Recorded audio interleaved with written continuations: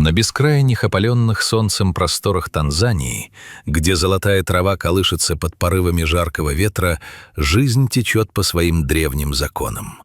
В самом сердце этого дикого великолепия раскинулся огромный заповедник, ставший домом для сотен видов животных. Для Давида, опытного ветеринара и биолога, этот край стал смыслом всей жизни. Он отдал заповеднику более 25 лет, научившись понимать язык птиц и читать следы на сухой земле так же легко, как утренние газеты. Но была здесь одна обитательница, к которой Давид питал особое, почти отцовское чувство. Ее звали Иара. Давид помнил Иару еще крошечным неуклюжим жеребенком. Она родилась в дождливый сезон, когда саванна взрывалась яркими зелеными красками. Маленькая, с тонкими ножками и мягкой шерсткой в размытых полосках, она всюду следовала за матерью, но в ней сразу чувствовался особый характер. Пока другие же ребята пугливо прятались при любом шорохе, Иара с любопытством вытягивала шею, упрямо уставившись на проезжающий мимо внедорожник рейнджеров. С годами это любопытство переросло в удивительное спокойствие. Иара превратилась в красивую, сильную и необычайно уравновешенную самку, заняв важное место в своем стаде. В то время как другие зебры могли поддаться панике из-за ложной тревоги, она всегда оставалась невозмутимой, оценивая обстановку спокойным, мудрым взглядом карих глаз. Давид часто наблюдал за ней через бинокль, радуясь, что дикая природа сохранила эту великолепную особь в целости и сохранности. Несколько месяцев назад рейнджеры заметили, что Иара забеременела. Для сотрудников заповедника это событие стало настоящим праздником, ведь каждое новое рождение укрепляет баланс дикой природы. Давид с улыбкой делал пометки в журнале, рассчитывая примерные сроки. Беременность у зебр длится долго, около 12 месяцев. К концу этого срока плод обычно достигает внушительных размеров, чтобы родиться крепким и сразу же бежать за стадом, спасаясь от хищников. Однако радость Давида постепенно сменилась нарастающей тревогой. К середине срока живот Иары начал увеличиваться с пугающей скоростью. Сначала ветеринары думали, что самка просто нашла богатые пастбища или вынашивает крупного первенца. Но когда пошел 10-й месяц, скрывать очевидное стало невозможно. Живот зебры раздулся до неестественных размеров, буквально провисая до земли и сильно мешая ей передвигаться. «Посмотри на нее, Давид», — качая головой, говорил его помощник Томас. «Живот такой огромный, будто она проглотила валун. Может, у нее водянка или опухоль?» Давид внимательно всматривался в очертания тела Иары. Опыт подсказывал ему, что дело в другом. Живот не выглядел болезненным, но его форма казалась странной, словно разделенной на две части. Внутри явно происходило что-то из ряда вон выходящее. «Нам нужно установить за ней постоянный контроль», — решил Давид. «Если начнется патология при родах, в дикой природе она погибнет за считанные часы без нашей помощи».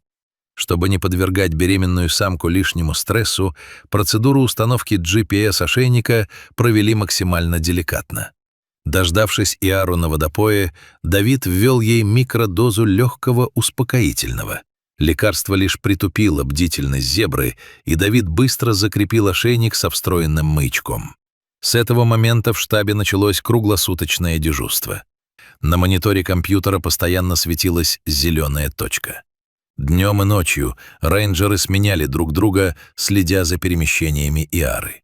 Давид практически лишился сна, постоянно прокручивая в голове возможные сценарии, от сложного предлежания плода до опасного в полевых условиях кесарево сечения. По мере приближения срока Иара становилась все более вялой. Ее некогда летящая походка превратилась в тяжелую, переваливающуюся поступь. Огромный живот тянул ее к земле, мешая делать широкие шаги. Она больше не могла преодолевать большие расстояния и часами лежала под кронами акаций, прячась от палящего солнца. Стадо, чувствуя ее слабость, не уходило далеко, кружа неподалеку и бдительно оглядывая окрестности на предмет притаившихся львов и гиен.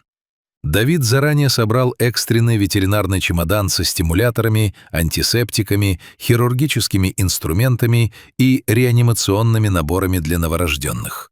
Он понимал, что когда наступит час родов, счет пойдет на минуты. И этот час настал. Ранним утром, едва небо окрасилось в розовые тона, рация в комнате Давида резко зашипела. «Давид, прием! Маяк Иары неподвижен уже более 2 часов в секторе 4Б. Похоже, началось!» Давид мгновенно вскочил. Через 5 минут внедорожник, поднимая клубы пыли, уже мчался по ухабистым дорогам саванны. Сердце ветеринара бешено колотилось в предчувствии сложной борьбы. Прибыв на место, они заглушили мотор на расстоянии и пошли пешком. Иара лежала на боку на примятой траве. Ее дыхание было хриплым и частым. Рядом нервно перебирал ногами крупный самец, вожак стада. Заметив людей, он грозно зафыркал, готовый защищать семью. Давид поднял руки вверх и начал медленно продвигаться вперед, тихо и монотонно разговаривая с животными. Его спокойный голос подействовал умиротворяюще, и Иара действительно узнала ветеринара, слегка повернув голову без тени страха в глазах. Осмотрев зебру, Давид понял, процесс родов опасно затянулся. Силы Иары были на исходе, схватки становились все слабее, и без помощи она бы не разродилась. «Томас, готовь стимулятор», — скомандовал Давид.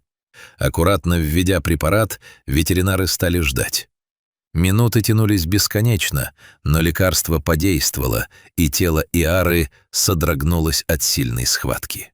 Давид бережно помог процессу, и вскоре на свет появился первый жеребенок. Мокрый и худенький, он сразу затряс головой и слабо запищал. Но Давид не спешил радоваться. Живот Иары практически не уменьшился. Ее тело вновь содрогнулось от судорог. Осторожно положив руку на ее бок, Давид почувствовал мощный толчок изнутри. «Боже мой!» — прошептал он. «Там второй. Томас, у нее двойня!» Помощник замер от удивления. Рождение двойни у зебр — явление феноменальной редкости. В природе такие случаи происходят раз на сотни тысяч родов, и малыши почти никогда не выживают из-за нехватки молока у матери и нападений хищников. Но отступать было некуда. Иара предприняла последнее колоссальное усилие, и Давид аккуратно принял второго малыша. Наступила тишина. Оба жеребенка лежали на траве. Ветеринар быстро очистил их дыхательные пути и растер шерстку пучками сухой травы. Малыши были живы.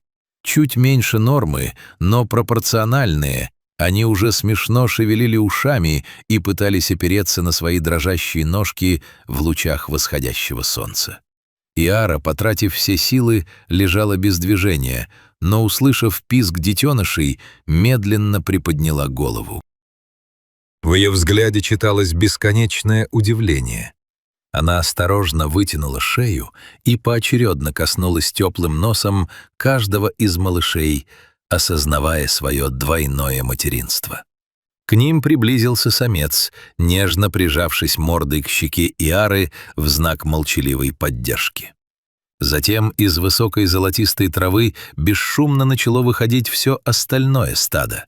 Они медленно окружили Иару с новорожденными плотным кольцом, живым щитом из черно-белых полос, защищающим от солнца и хищников.